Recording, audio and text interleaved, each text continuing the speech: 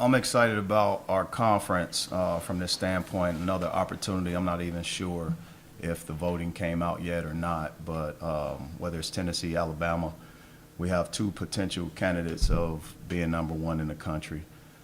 This is a week that can happen, and have two basketball teams, basketball programs from our conference to be ranked at that level.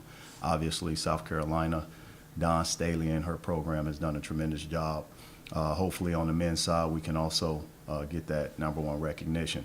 With that being said, it just speaks volumes of the path at which anyone from our team has to go, being prepared in a possible opportunity as we all strive on that number one goal, and that's to play April 1st, April 3rd in Houston. Our last game, the outcome wasn't what we wanted it to be. There's no doubt about it. We got to regroup, obviously, and get back to the things that we've done. Dennis, obviously, it's not exclusive to you guys. Like 20% of the teams in the country have a winning record on the road. What makes it so hard to win at somebody else's building? What makes it hard? Yeah. I think ultimately home court advantage is home court advantage. It's well documented on the test of time. I think the elite teams find a way to win on the road, and very few of those, like you said, I think it's 20% find that out. Whenever you win 30 games in your year, you're winning 75% of your road games as well, and neutral site games. So those are things that obviously, we're not at that phase yet. We're in the infant phases of building a program. Those are things that you learn along the way. Dennis, the three-point shooting on Saturday, was it the same kind of shots you'd been making, or did you feel like maybe not as part of the offense or within the offense as those other games when you shoot? Yeah, I think when you look at anyone that has played Mississippi State, you got to understand that team was ranked in the top 25 earlier in the year. That doesn't mean that they're not a good team. Their record is not indicating of who they are. What it says is this is not a round-robin conference. They have played Tennessee twice. They have played several teams twice, and now they get to kind of settle in at home. You got to understand they took the possible number one team in the country down to the last possession on the road. The one thing that I respect about Chris Jans and his program is obviously their consistency on that defensive. They're probably yielding one of the least point totals per opponent throughout the country, which makes them who they are. And that's what gave them that ranking and that advantage early on. So as it relates to our shots, I'm still encouraged about who we are, and we'll continue to shoot the ball. Dennis, how much are you still learning about what you have at your disposal on this team and what rotations might look like going forward in February? I don't think we're past the learning stage. We know exactly who we are and what we do. I think from top to bottom, we've seen the rotation. Everyone has played a significant role throughout the year. It's just a matter of putting it all on that blank canvas, and each opponent, each opportunity, each day, each week presents challenges. And those challenges, whether it's knick-knack injuries or whatnot, not having guys that deals in another rotation or another philosophy on what unit is best out there. And that's what we have to always navigate as coaches, and that's ultimately what takes place during this month of February, but also leading into March. Dennis, as far as injuries go, Trey and Ronnie, do you have any update for them for tomorrow?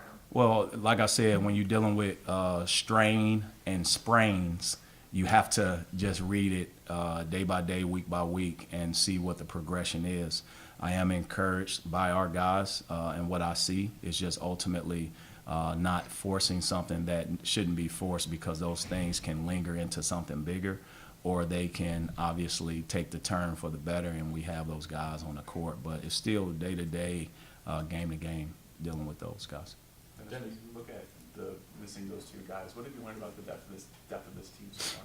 It's important that you always have a roster that has that, because you never know what presents itself. I think we all learned that when we've dealt with COVID, right? I think with the protocols, it allows you to understand your team can be, sort of taken away from you in a nutshell. So you got to have guys willing to step up, but also player development within your program has to be a consistent, and it can't stop. And that's what we've always done. We talk about winning by committee. I think what it shows where we have positive assist to turnover ratios by committee, those things matter, and ultimately it prevails a long season.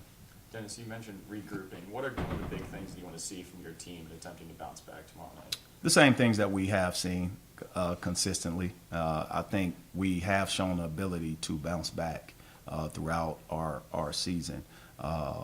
Being 5-5 in conference is something that we look at, but you have to look at the course of games, who you play after a loss, and things like that. And I think our guys have done a good job of bouncing back regardless of who we played and how we played the week before. It's short-term memory, and you got to have it because ultimately we don't want one loss to become two. We don't want to be able to go out there and not do what we do and play well.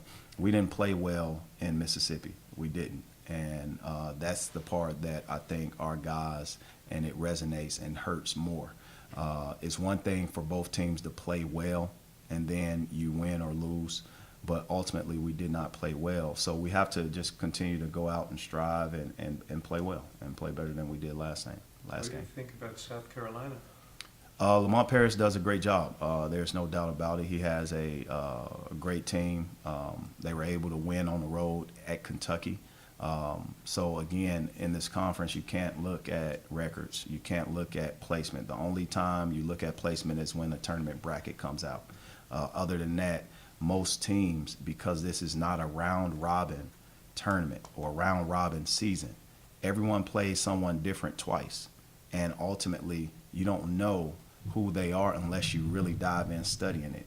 So ultimately, I don't look just at record. I erase the record, look at personnel, look at style of play, and they do a good job.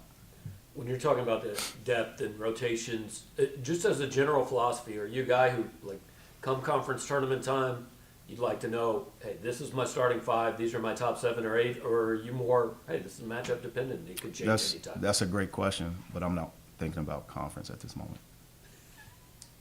Dennis, having the quick turnaround, just being on the road Saturday and then coming back here for a Tuesday, just what's that transition like and what's kind of difficult about that? So ultimately, having a road game and coming back, you got to have a debrief. That's the most important thing. You got to debrief from your last opponent so you can obviously learn and keep into account the wear and tear of your body. So you want to be in, be out of practice, but also learn from video, learn from film, learn from individual workouts and things like that. But also make sure you're doing your strength and conditioning. Make sure that you're also in the training room meeting those things that are knick-knack injuries or whatever it is, preventative medicine, right? I think the big picture that we all have is quick recoveries. The conference is the conference. The schedule is not changing. And we have been in this situation. It's the same reason why you schedule non-conference games and have a day gap because it prepares you. You play on a Tuesday, be prepared to play on a Thursday. Same reason you go and play different tournaments, maybe where you back-to-back, because those things come up late in the season. So our schedule has been built for it. We've done it before, and we just ultimately keep with that same schedule that we've been practicing. Dennis, when you go back and look at the film, what did you see out of Jack? What kind of minutes did he give you against Mississippi State? Well, my boy just gave us size. He gave us someone that absorbed some fouls away from a Kobe Brown. Playing against one of the top post players, I think not only in the SEC but in the country, it can put guys in, foul trouble. And I made sure in those first couple minutes that Kobe was not ever going to be in that situation. And once I saw Mabor be able to hold seals, wedge, and be physical, but also absorb fouls, it took that pressure away from Mo. It took that pressure away from Kobe. It took that pressure away from Noah Carter. But he played some good minutes. I thought the team responded in the minutes he was in the game. So I was encouraged about what I saw. And Coach, off that, what did you see from Caleb Brown? Yeah, so Caleb did a good job, and I think when we look back at, Caleb played against Ole Miss. When he played in that game, he significantly changed the game at Ole Miss. So it's the same thing. He was a guy that was able to connect defensively, be in the right spot, gave us a bigger presence, but also a guy that was able to connect passes, post feeds, and different things, no different than he did at Ole Miss. He's been doing a great job for us, and we just got to continue to have guys step up, but they can't step up without opportunity. Mo Diari can't step up without opportunity. Aiden Shaw has to step up with opportunity. When his number's called, he got to be willing to step up. One last question. Is there one or two things you're looking at Aiden that he can improve on in the course of the season, be more consistent at, to have more of a role every Well, I talked to Aiden, so this is not a secret. Aiden's going to be a great basketball player. He's in the process of that. He's not great right now. He's a good player. He has to be on the path of development, and on that path of development, understanding certain things, being in the right spot. That's the biggest challenge. The other thing is strength. We know he's not the biggest guy. He's a guy that's 6'8", 6'9", but he's still under 200 pounds. So obviously those are things that happens developmental that you hope to see faster, but you can't speed that process up. And I don't ever want to speed weight gaining up for guys. Naturally, it'll happen when his body says it'll happen. The last thing is being able to rebound. Right now, he's rebounding at a 1 rebound every 6.5 minutes, and that's not acceptable for him. And I've talked to him about that. All right, thanks, Coach. Thank you. MIZ.